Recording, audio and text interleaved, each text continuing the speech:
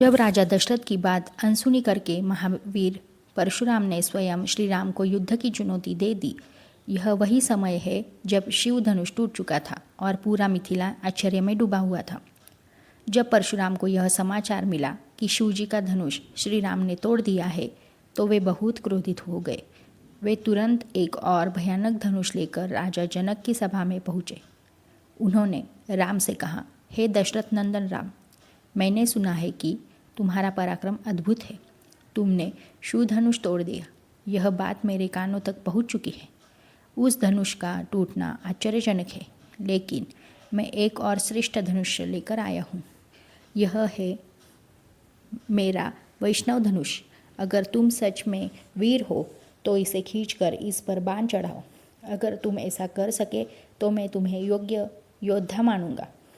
परशुराम की यह बात सुनते ही राजा दशरथ का चेहरा पीला पड़ गया। वे कांपते हुए हाथ जोड़कर बोले, महामुनि, आप ब्राह्मण कुल में जन्मे हैं, तपस्वी है और शांत स्वभाव वाले हैं। मेरे बालक पर कृपा कीजिए, उसका वध मत कीजिए।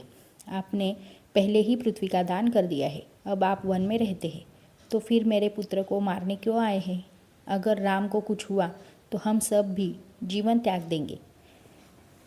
लेकिन परशुराम ने राजा दशरथ की एक भी बात नहीं मानी और केवल राम से ही बात करते रहे।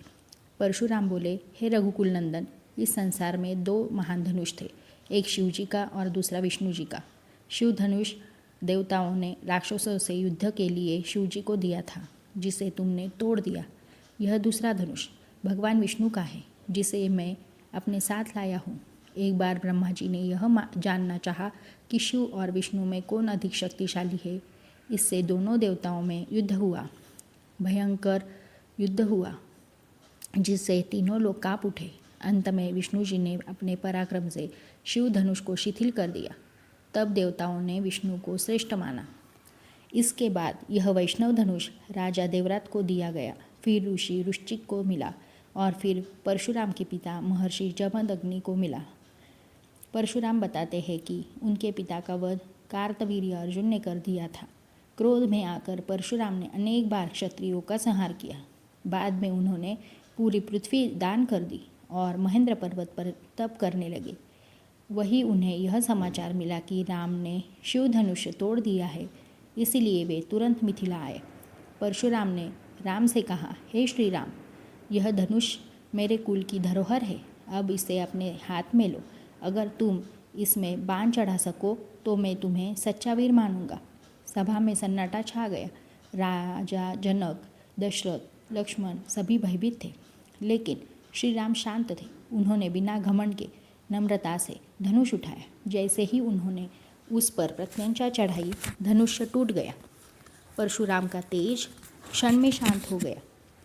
उन्हें समझ आ गया कि राम कोई साधारण मानव नहीं, बल्कि स्वयं भगवान विष्णु का अवतार है। उन्होंने राम को प्रणाम किया और कहा, अब मेरा क्रोध शांत हो गया, तुम ही नारायण हो। और परशुराम वहाँ से चले गए। दोस्तों, यह प्रसंग हमें यही सिखाता है कि सच्ची शक्ति घमंड में नहीं, शांति और धर्म में होती है।